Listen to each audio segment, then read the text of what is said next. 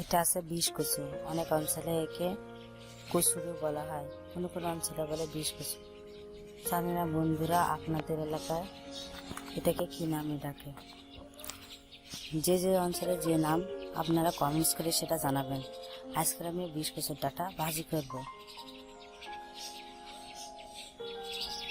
কচুরের ডাঁটা ভাজি করব, তার জন্য আমি এই কচুর ডাঁটাগুলো কেটে নিয়ে আসছি।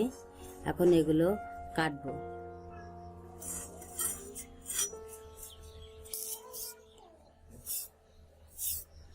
এরকম ভাবে খোসা ছড়িয়ে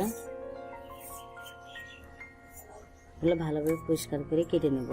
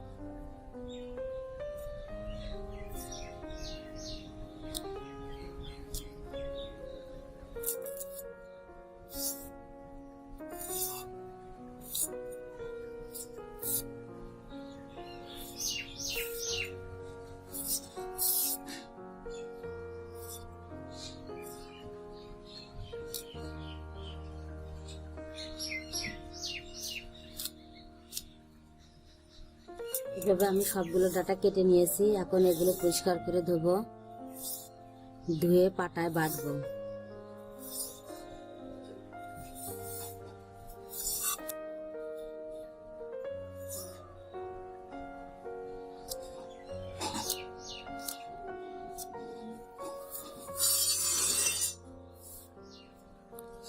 দেখেন আমার সবগুলো ডাঁটা কাটা হয়ে গেছে। এখন এগুলো পরিষ্কার করে ধুয়ে বেটে নিয়ে আসবো।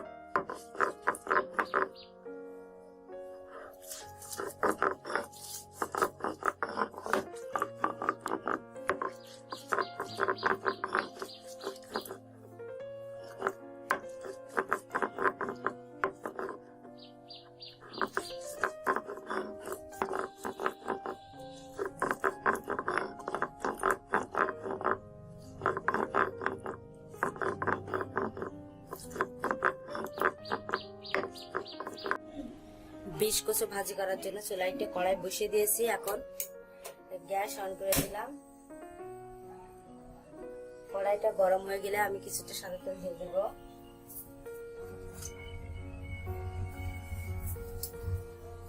কড়াইটা গরম হয়ে গেছে। এখন কিছুটা সাদা তেল কড়াই ঢেলে দিলাম।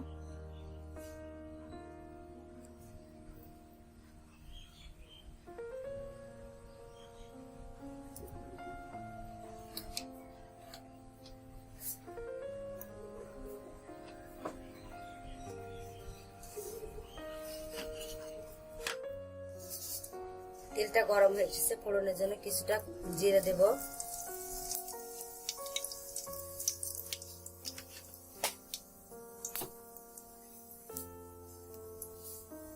যে বিশ কচু আমি এভাবে বেটে নিয়েছি, বন্ধুরা আপনারা এভাবে বেটে নেবেন।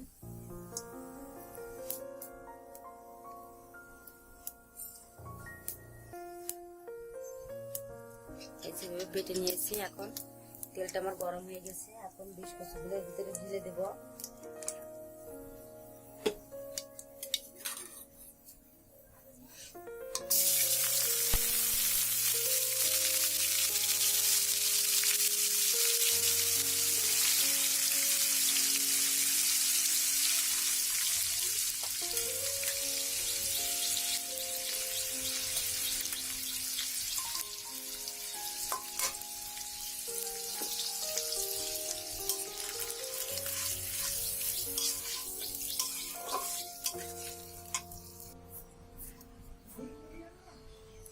এটা ভাজি করার জন্য আমার লাগবে কাঁচামরিচ বাটা, জিরে বাটা, রসুন বাটা, পেঁয়াজ বাটা আর সর্ষে বাটা। এগুলো আমি দিয়ে দেব পরিমাণ মতো।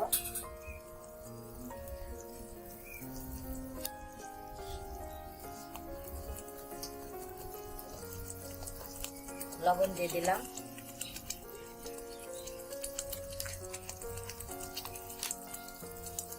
রসুন বাটা দিয়ে দিলাম। পেঁয়াজ বাটা দিয়ে দিলাম।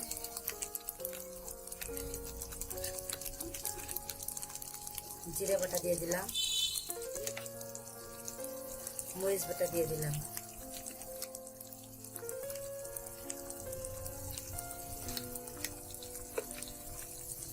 সর্ষে বাটা দিয়ে দিলাম।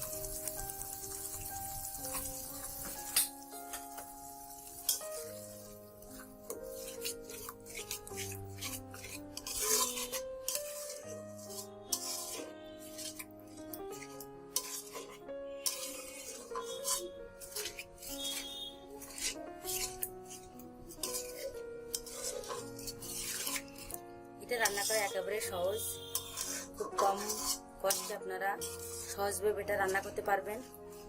এটা খুব একটা উপকারী জিনিস, এটা খেলে গায়ের ব্যথা কমে, খেতেও খুব স্বাদ। আপনারা এ দিয়ে সামান্য একটু দিয়ে এক থালা ভাত খেয়ে নিতে পারবেন।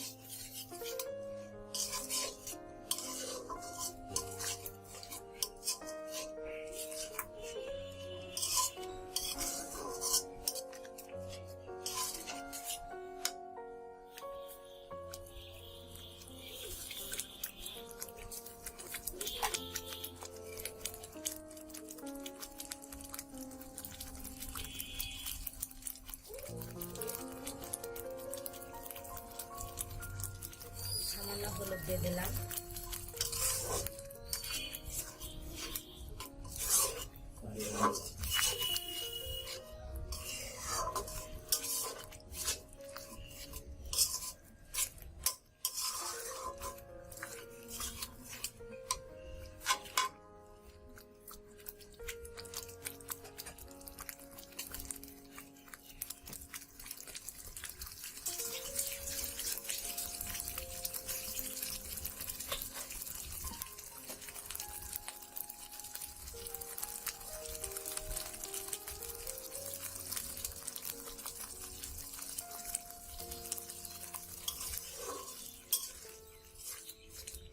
নাড়তে থাকবেন, তা না হলে তলায় লেগে যাবে এবং ধরে যাবে, তখন পুড়ে যাবে এটা।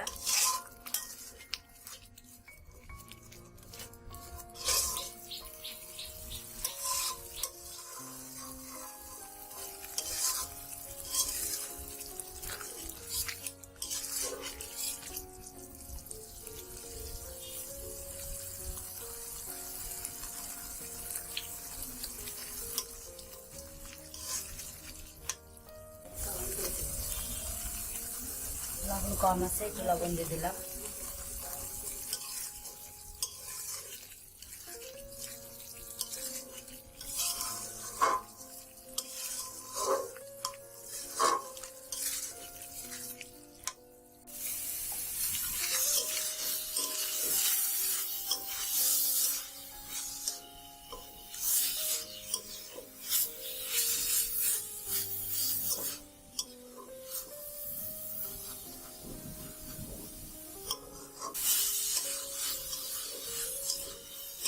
তরকারিটা আমার প্রায় ভাজি করা শেষ, আর কিছুক্ষণ পরে এটা হয়ে যাবে। আপনারা দেখবেন ভাজি করতে করতে এক পর্যায়ে তেল উঠে আসবে, তখন মনে করবেন ভাজিটা হয়ে গেছে, এখন নামিয়ে নেবেন।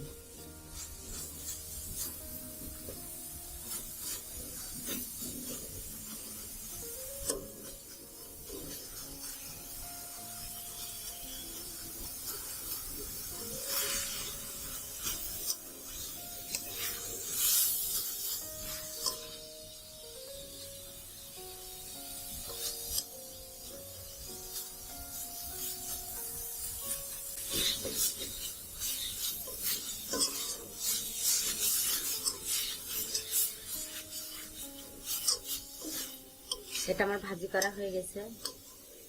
আমার রান্না যদি আপনাদের পছন্দ হয়ে থাকে তাহলে আমার ভিডিওটিতে লাইক দেবেন, শেয়ার করবেন, কমেন্টস লিখবেন এবং আমার দেওয়া নতুন নতুন ভিডিওগুলো সবার আগে নোটিফিকেশনে পাওয়ার জন্য আমার চ্যানেলটি সাবস্ক্রাইব করবেন এবং পাশে থাকা বেল আইকনটি চালু করে দেবেন।